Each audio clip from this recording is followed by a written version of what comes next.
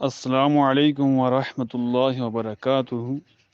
حضرت مولانا مفتی صاحب، عرض اس طریقے سے ہے کہ جو مسلمانوں کے یہاں کوئی گزر جاتا ہے، یعنی دنیا فانی سے کوچ ہو جاتا ہے، اور اس کے بعد اس کا چوتھا منایا جاتا ہے، یعنی چوتھے دن اس کے گھر میں کھانا پکایا جاتا ہے اور مولوی لوگوں کو بلا کر قرآن پاک پڑھایا جاتا ہے، یا مدرسے سے بچوں کو لا کر قرآن پاک کی تلاوت کی جاتی ہے، قرآن پاک کو اختتام کیا جاتا ہے اور باقی درود و اذکار پڑھا جاتا ہے۔ یہ کہاں تک صحیح ہے؟ اور اس کے بعد ان کا وہ اپنی طرف سے ہدیے کے طور پر کوئی پیسے دیتے ہیں، یہ جائز ہے یا ناجائز ہے؟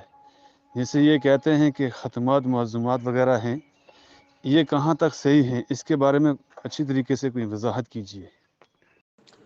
وعلیکم السلام ورحمۃ اللہ۔ 3 دن حدیث میں ہے تعزیت کی جائے، اور جو کہیں میت ہو گئی تو اس میں جو محلے والے ہیں، بستی والے ہیں، انہیں چاہیے کہ وہ جا کر انہیں تسلی دیں، اہل میت کو، اس کے گھر والوں کو، تو ان کو تسلی دیں۔ اور جو مہمان دور دور سے آئے ہیں، وہاں چائے کوئی موجود ہوگی پی سکتے ہیں، لیکن دل سے کوشش کرنی چاہیے کہ وہ نہ پی لیں، لیکن اگر کوئی آدمی پیتا ہے کوئی حرج نہیں ہے۔ البتہ محلے والوں کو، جو بستی والے ہیں، انہیں نہیں پینا چاہیے، انہیں زیادہ تر جو مہمان ہیں ان کا خیال رکھنا چاہیے، اور خصوصاً گھر والوں کو صبر کی تلقین کرنی چاہیے۔ ایک بات تو یہ ہوئی۔ دوسرا یہ کہ 3 دن مکمل ہو گئے تو اب گاؤں والے، بستی والے، محلے والوں کی تعزیت مکمل ہو گئی۔ کوئی نہیں آ پایا ہے تو وہ جس دن آئے گا اس دن کے لیے، اس دن وہ پہلا دن اس کے لیے ہے، بس اتنا سا ہے۔ کوئی سال کے بعد آئے گا، 6 مہینے کے بعد آئے گا، اس کے لیے وہی پہلا دن ہے تعزیت کا۔ یہ جو چوتھا ہے، 40واں ہے، 15واں ہے، عید کے دن آنا ہے، رلانا ہے لوگوں کو، یہ شریعت میں کہیں ثابت نہیں ہے۔ مزید چوتھا دن باضابطہ طے کر کے اس میں قرآن کریم پڑھوانا، ختمات کا پڑھنا۔ قرآن کریم سب سے اعلیٰ کتاب ہے، پڑھنے میں یقیناً ثواب ہے۔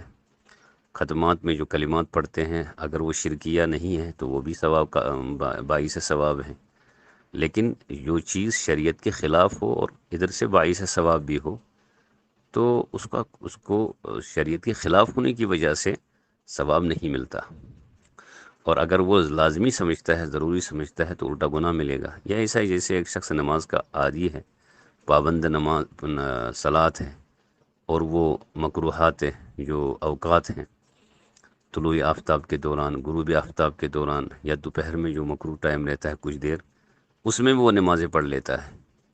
نماز پڑھنا تو ایک اچھا عمل ہے، لیکن ضابطے شریعت کے خلاف ہے، اس وجہ سے وہ گناہ گار ہوگا۔ ٹھیک اسی طرح چوتھا دن ہے، ثواب سمجھ کر اس میں لوگ جمع ہوتے ہیں، کھاتے ہیں، کھلاتے ہیں، جبکہ احادیث اور قرآن کی روشنی میں یہ اصول شریعت کے خلاف ہے، تو اس وجہ سے یہ درست عمل نہیں ہے، اور صحیح عمل ہونے کے باوجود شریعت کے ضابطے کی خلاف ورزی کی وجہ سے اس کا ثواب نہیں بلکہ الٹا گناہ ملے گا، چونکہ بدعت کی طرف یہ انسانوں کو لے جاتا ہے۔